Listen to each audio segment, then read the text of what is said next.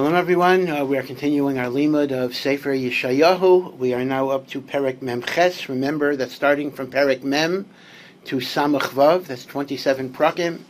We are dealing with Pirchei Nechama, prakim that deal with comfort, with the idea of Mashiach, Geula, Binyan Beis HaMikdash, even a little bit of Techiyas HaMesim.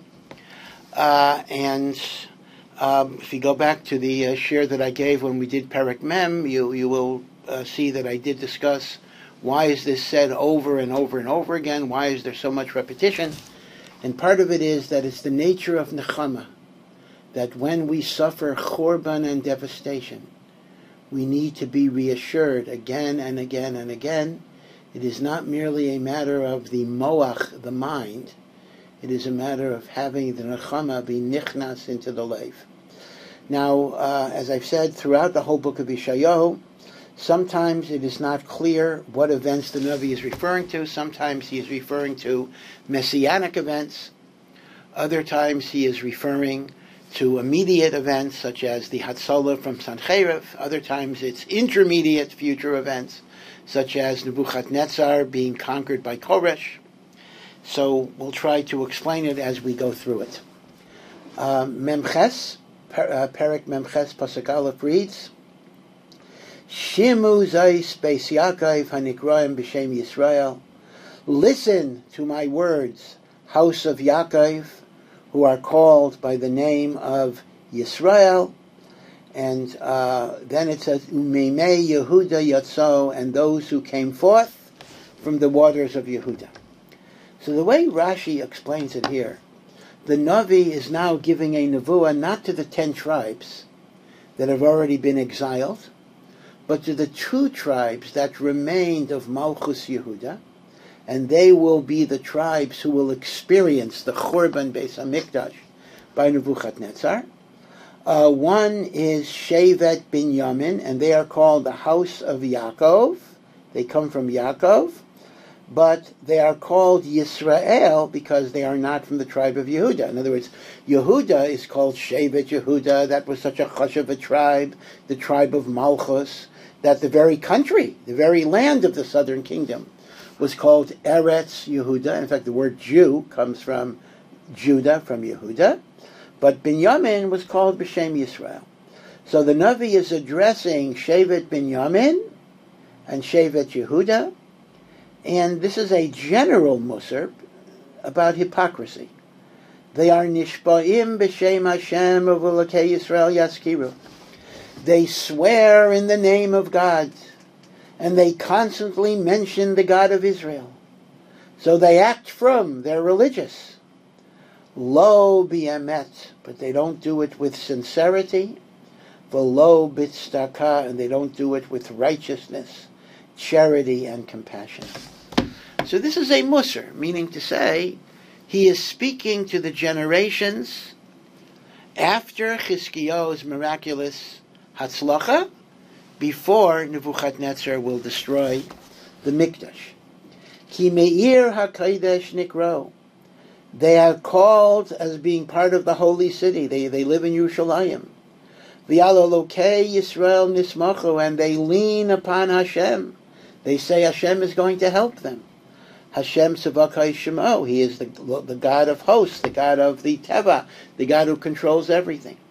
Again, Yeshayahu is merames here to something that actually is very common in the book of Yirmiyahu.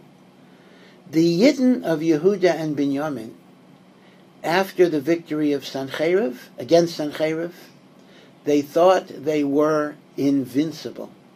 They thought it would not be conceivable that Nebuchadnezzar or any other kingdom would ever be able to be machriv the Beis HaMikdash. They thought the Beis HaMikdash would protect them, but they didn't realize that through their averos they drive away the Shekhinah. And when they drive away the Shekhinah, the Beis HaMikdash is no better than any other building. So this is what the Navi is merames to. They think they live in the holy city and they think they can rely on God to protect them. But that's not emes. when you sin and you violate the will of HaKadosh Baruch Hu, you push the Shekhinah out of the world. And when the Shekhinah is nistalik, Nebuchadnezzar Harasha could even destroy the Beis HaMikdash. Pasuk Gimel, Harishaynais meyaz higadati, umipi yotzu va'ashmiim. All the early predictions I told you about, Hashem is saying, and they happened. I told you through Moshe there would be a Yetzias Mitzrayim. And there was a Yetzias Mitzrayim. Pisayim asisi vatavayna. That which I predicted I was able to do immediately, and it came. So Hashem says, you can trust me. If I tell you there'll be a Churban, there'll be a Churban. If I tell you there'll be a Geula, there'll be a Geula. I have a track record. I told you many things that would happen. And they did happen. But now HaKadosh Baruch Hu says, Mi dati. If I redeemed you, it was because I wanted to do so, not because you deserved it. Ki kosha ata. You, the Jewish nation, are very stubborn. You don't do tshuva. Gid barzel or pecha. Right? This is yeshayahu if you're stiff neck. So here it's a little more graphic. The back of your neck is like an iron rod. Mitzchacha nechusha. Your forehead is like copper. You're stubborn. You don't do tshuva, no matter what. V'yagid l'cha me'az b'terem tava yishmaticha. But I told you a long time ago, way before the calamities happen, that if you don't mend your ways, there's going to be churban. Pen taimar otzpi osam upisli v'niski siva. Are you able to say that your idol, your avodah zarah, did these things? Your statue, your libations, do you think they did it? Of course not. Shamata, you heard my message. Chazei kulan, you saw a lot of it happen. The exile of the 10 tribes. V'yatem, halo tagidu. Do you not tell others? Can you not testify that I keep my word? Hishmaticha chadasha ismeyata. And now I am telling you new news, both the news of a churban and the news of a geula. Nitzurot, hidden information, v'lo yadatam, that you never knew before. Ata nivru v'lo me'az. These are new things that I'm telling you. I'm telling you that there will be this great Babylonian empire, which right now is insignificant, that will rise and destroy Yerushalayim and the Mikdash. And I am also telling you that this great Babylonian empire will be defeated by a Persian empire. These new things I'm creating you never heard before. Pen taimar hina yodatin, can you say that you know about them? Gam lo shamata, gam lo yodata, you never heard of this. You never knew of this. Gam meyaz lo pitcha znacha, you never opened up your ears. Meaning even when I gave you this message, you didn't pay attention. Ki yodati bogo tivgo de posheya mi beten korilach. Because I know that you rebel against whatever I tell you. And you are a rebeller. A posheya means one who rebels, mi beten, from the time you were born in your mother's womb. Laman, so therefore the point that Yeshayahu is making is, in the name of Hashem, that whatever redemption I brought you was not a redemption that you deserve, but Laman Shemi Arichapi. For my name I will extend, I will hold back my anger. Tehilasi echtam lach, for my praise I will hold back, levilti hachrisacha, not to destroy you. Because what's going to happen? As Moshe Rabbeinu says by the Chet HaEgel, if HaKadosh Baruch Hu destroys the Jewish people, then the Ummah Ha'olam are going to say, Hashem did not have the power to save them against Babylon, against Mitzrayim, against any enemy. And that's why he killed them, because Hashem could not save them. So the Eibishter says, for the Ummos Ha'olam to say that I could not save my people would be a chilul Hashem, And therefore, even if Am Yisrael is not deserving, I will save them in order, Leman Shemi, for my name. Again, this is mamash, the taina that Moshe Rabbeinu used by the Chet HaEgel. And now Hashem makes another point, that although you will suffer, although there will be a golus and a chorban, hine tzaravticha v'loy bakosef.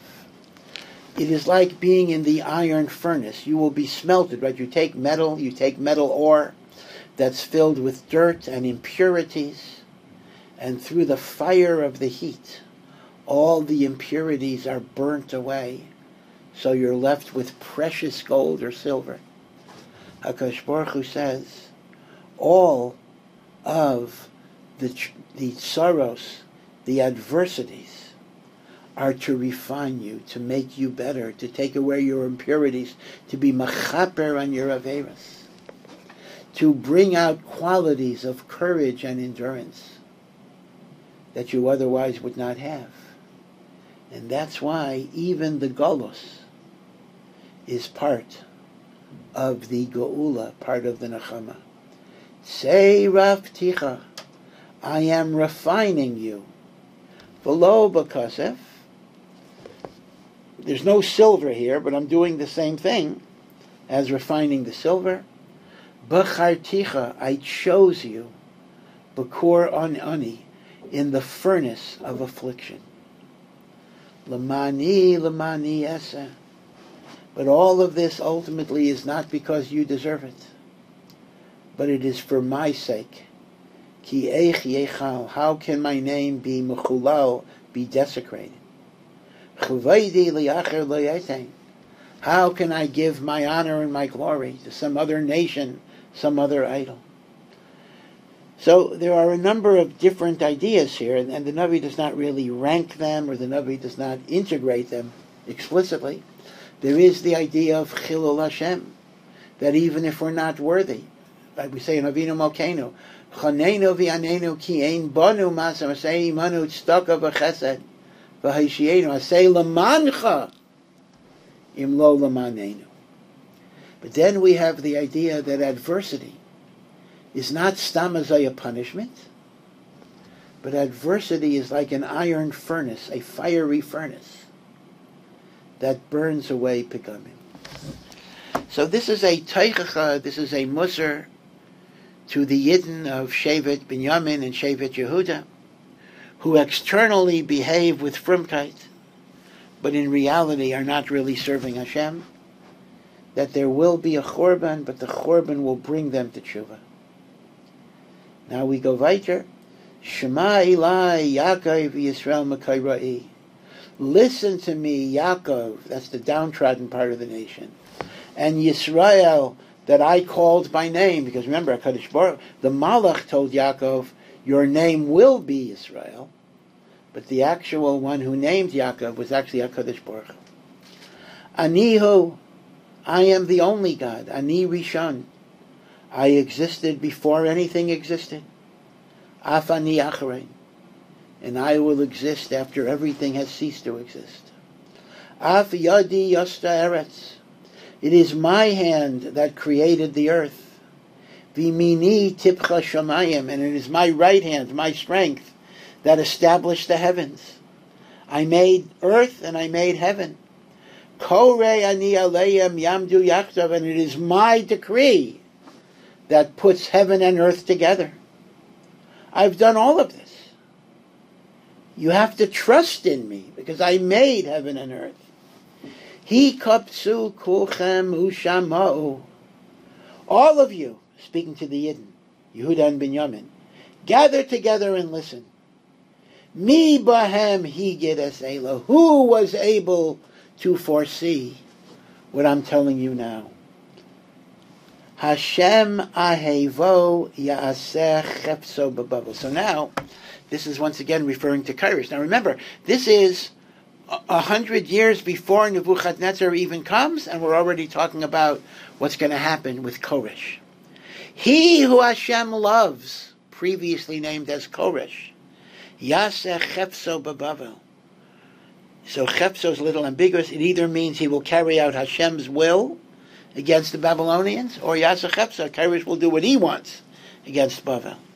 Uzroo kastim, and his strength will be against the Chaldeans. Again, kastim is another name for the Babylonians.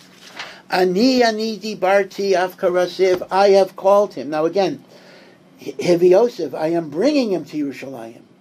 I'm sorry, to Bavel rather. And he will then give permission for the Yidden to return. Vitzliach darko, and he will have hatzlacha. Now again, this does not mean Hashem spoke to Koresh, but it means that don't think that Koresh is just another political power. He is indirectly, whether he knows it or not. He is my shaliach. Kirvu Eli, come near to me, Yidden, Hashem says. Shimuzos, listen to this. Lo me rosh baseser dibarti. When I spoke that, going back to the Torah, I said there would be a chorban, but there would be a geula. I did not speak secretly. I did not speak in hiding. I spoke openly. All of Klal Yisrael heard this. So it will happen. Vata Hashem Elokim Shlachani V'rucho. So now yeshayahu is now, well, okay, a little bit of a problem here. I interpreted Lo Merosh B'Seisha Dibarti to refer to Hashem, and that's the Gemara in Shabbos. But the Pshutai Shel Mikra is that this pasuk Tesayin, is actually a speech of the Navi Yeshayahu, and he says, I never kept my nevuas a secret. I told you, and I'm telling you, there will be a chorban, unless you do tshuva, and there will be a geula, and I am fulfilling my shlichus faithfully. So according to that, the Navi is saying it. Kayamar Hashem, Gayalcha Kadeshon, so says HaKadosh Baruch Hu, your Redeemer, the Holy One of Am Yisrael. Ani Hashem Elokecha Melametcha L'Hayel, I am Hashem Melametcha, I will teach you in ways that will help you. Mitzvos, Hadracha. Madrichacha Baderech Telech, to give you Hadracha, give you guidance in the way that you should walk. Lu Hikshavta L'Mitzvosai, if only you would listen to my mitzvahs. Vayihi Kanohar Shalemecha. The peacefulness of your life would be like a gentle flowing river. There would be no need for chorban, no need for galus. You could have listened to my mitzvahs, and your life would be a calm river flowing. Sidkascha kigalayam, and your righteousness, which actually means here in the book of Yeshayahu, sometimes tzedakah means your victories, would be like the waves of the sea. So we have two metaphors of water here. Your life will be as calm and serene as a slow flowing river, and your victories over the Umais would be as strong as the waves of the sea. Vayihi kachayil zarecha, and your children will be like the sands of the earth. Tzetzei meyecha, and those that come out of your loins, kima osav, would be like the creatures of the sea. Hashem would bless you with power, with wealth, with peace, with fertility. If what? Lu hikshafta lemitzvosai. Lo yikares v'lo yishamed shmo milfanai. And the name of my people will never be cut off, will never be destroyed. Now, back to the Geula. When Koresh gives you the right to come back, Tze'u mi Bavel. Leave Bavel. Birchu mi Kasdim. Run away from Kasdim. B'kail rina hadidu. Declare with a joyous voice, Hashmiyu zais. Announce it. Hotziu ad Kitzei Aretz. Spread the word to the edges of the earth. Imru.